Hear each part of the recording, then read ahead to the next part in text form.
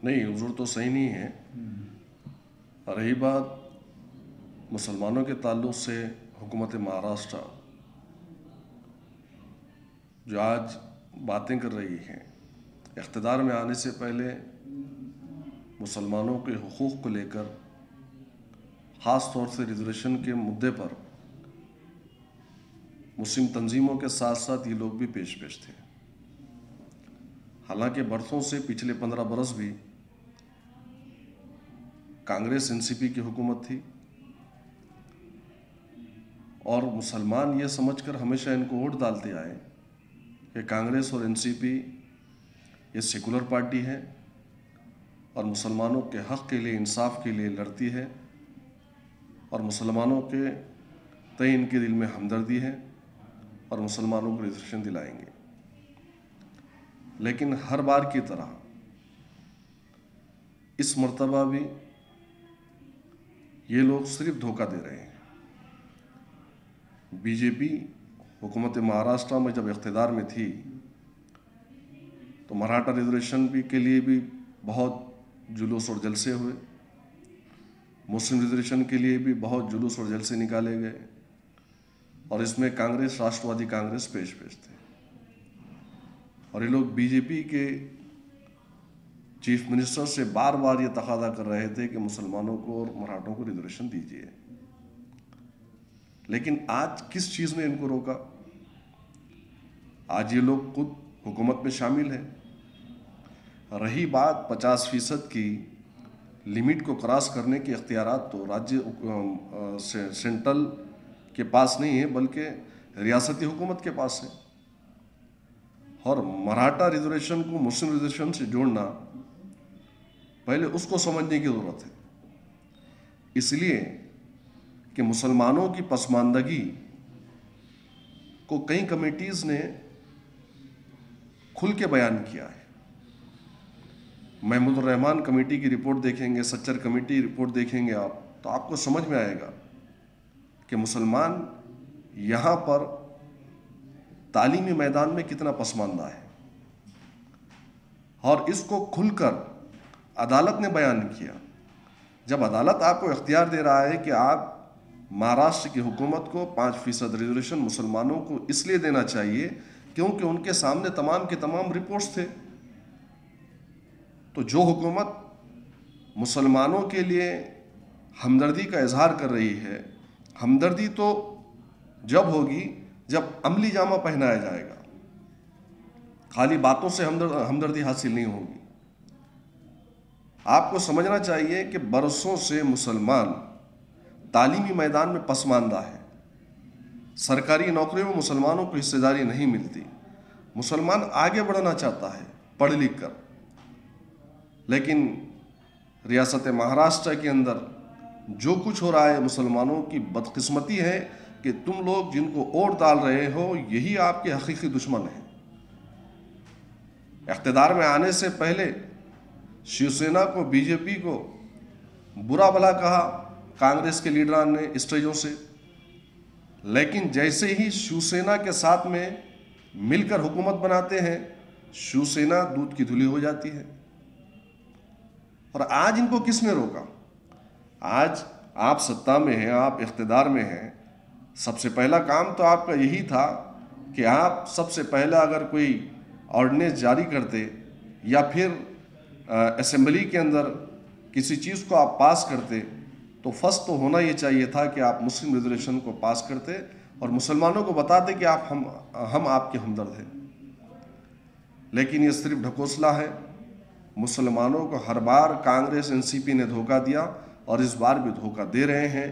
हालांकि कांग्रेस और एनसीपी ये दोनों के दोनों पार्टीज शुरू से ही आप देखेंगे, आज महाराष्ट्र की सूरत हाल में सब समाज आगे बढ़ रहे हैं और सब समाज को आगे बढ़ने का मौका ये पार्टीज दे रही है क्योंकि लोग इख्तिदार में थे। लेकिन अगर कोई आगे नहीं बढ़ पा रहा है तो मुसलमान आगे नहीं बढ़ पा रहा है, और उसकी वजह भी ये दोनों पार्टीज है। सदरुद्दीन ओवैसी साहब ने हाल ही में ये किया है कि महाराष्ट्र में तहरीक चलाएंगे और उसके तहत तैयारी हो रही है, मुंबई में बड़ा सा रैली होने वाली भी है। तो एमआईएम जब इस मुद्दे को अब लेकर उठा रही है तो कांग्रेस एनसीपी के लोग ये कह रहे हैं कि इलेक्शन की राजनीति के तौर पे कर रही है और उस तरह से तनकीदें हो रही है, तो उनके इस तनकीदों का आप किस तरह से? नहीं, इनका मामला ऐसा है कि मीठा मीठा हप हप, कड़वा कड़वा थू थू। जब ये लोग कर रहे थे तो वो सही कर रहे थे, जब हम कर रहे हैं तो हम गलत कर रहे हैं। अरे हमारा तो शुरू से ही आप देखेंगे कि मजलिस इत्तेहादुल मुस्लिमीन 2008 से महाराष्ट्र में जब कदम रखी तो मजलिस इत्तेहादुल मुस्लिमीन के सामने सबसे अव्वलीन मसाइल अगर किसी के थे तो मुसलमानों के थे, दलितों के थे, आदिवासियों के थे, माइनॉरिटीज़ के थे, दबे कुचले समाज के थे। और हर वक्त असदुद्दीन ओवैसी साहब ने, आप कल के भी बयान में देखे होंगे कि जिस तरीके से आज भारतीय जनता पार्टी किसानों के मुद्दे पर बिल वापसी ली है, तो उसके साथ साथ में एनआरसी और सीएए के मुद्दे पर असदुद्दीन ओवैसी साहब ने बात की, क्योंकि जानते हैं कि हमको करना क्या है। बोलने वाला कोई नहीं है। आज महाराष्ट्र में सबसे पहला मुद्दा रिजर्वेशन के ऊपर किसी ने उठाया और आवाज़ उठाई और रिजर्वेशन की आवाज़ को बुलंद किया, और पूरी की पूरी तंजीमें और पार्टीज अगर जागी नींद से तो असदुद्दीन ओवैसी साहब के बयान के बाद ही जागी थी। मजलिस इत्तेहादुल मुस्लिमीन ने शुरू दिन से हमारे मेंबर ऑफ असेंबली इलेक्ट होने के बाद, हमारे एमएलए इलेक्ट होने के बाद जब गए थे असेंबली हॉल के अंदर, तो सबसे पहला प्रस्ताव उनका यही था कि मुसलमानों को रिजर्वेशन दीजिए। वारिस पठान साहब ने, इम्तियाज जलील साहब ने आवाज़ उठाई थी। मजलिस इत्तेहादुल मुस्लिमीन ने हर वक्त आवाज़ उठाई। क्यों? तो बैकवर्डनेस के बारे में जितना हम अपनी कौम को जानते हैं, वो दर्द जो हम रखते हैं ये लोग नहीं रखते। मुसलमानों की खस्ता हाली से हम वाकिफ़ हैं। मुस्लिम इलाक़ों में हम फिरते हैं, मुसलमानों के तालीमी इदारों को हम देखते हैं, मुसलमानों की तालीमी पसमानदगी का एहसास हमको है।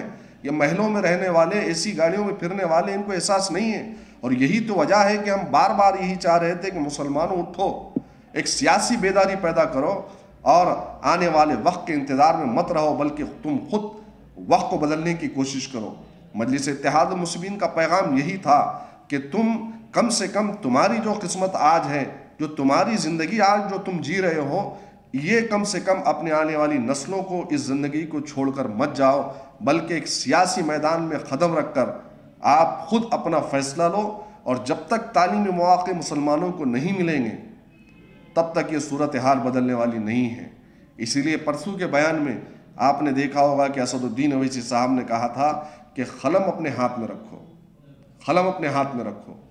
ये कलम आपकी तारीकी को बदलेगा, आपकी अंधेरियों से उजालों की तरफ लेकर जाएगा।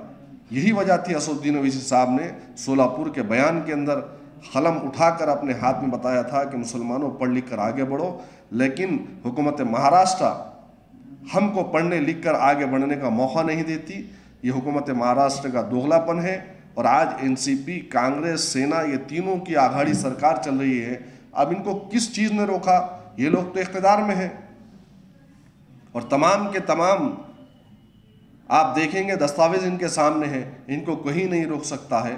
जो बात इन्हों 50% की बात कर रहे हैं वो बिल्कुल झूठ पर मुबन्नी है, इसलिए कि 50% से आगे बढ़कर तमाम के तमाम रियासती हुकूमत को इख्तियारात दिए गए हैं। वो बढ़कर फ़ैसला ले सकते हैं, लेकिन फ़ैसला इसी नहीं ले रहे हैं कि यहाँ पर हिंदू वोटर इनसे नाराज़ हो जाएगा। ये असल वजह है। ये मुसलमानों के हमदर्द नहीं है। हमदर्द होते तो फर्स्ट डे गवर्नमेंट फॉर्म होने के बाद में ये लोग फ़ैसला ले लेते थे, लेकिन ये लोग हकीकी मानों में मुसलमानों के हमदर्द नहीं है। और यही वजह है कि आज मुसलमानों को इस चीज़ के लिए लड़ना पड़ रहा है। और जहाँ पर मजलिस इत्तेहादुल मुस्लिमीन मुसलमानों को जमा कर कर अपने हक़ के लिए मुंबई में एक जमहूरी अंदाज में हम प्रोटेस्ट करना चाह रहे हैं, तो उसकी भी इजाज़त नहीं दे रहे हमको, उसकी भी इजाज़त नहीं दे रहे। उसके बावजूद भी इम्तियाज़ जलील साहब ने कहा कि नहीं, हम जाएंगे, हम अपने हक़ को हासिल करने के लिए जमहूरी हिंदुस्तान ने हमको जो हुकूक दिया है एजिटेशन का, एहतजाज करेंगे, हुकूमत तक अपनी आवाज़ को पहुँचाएँगे। और इंशाअल्लाह ताला हुकूमत इस रास्ते से जागती है तो ठीक है, वरना जमहूरी अंदाज में जो दूसरा रास्ता इख्तियार करना है हम करेंगे। लेकिन मुसलमानों के हुकूक के लिए, मुसलमानों के बच्चों के मुस्तक़बिल के लिए, तालीमी मैदान में आगे बढ़ाने के लिए हम जो कुछ कर सकते हैं मजलिस इत्तेहादुल मुस्लिमीन करेगी।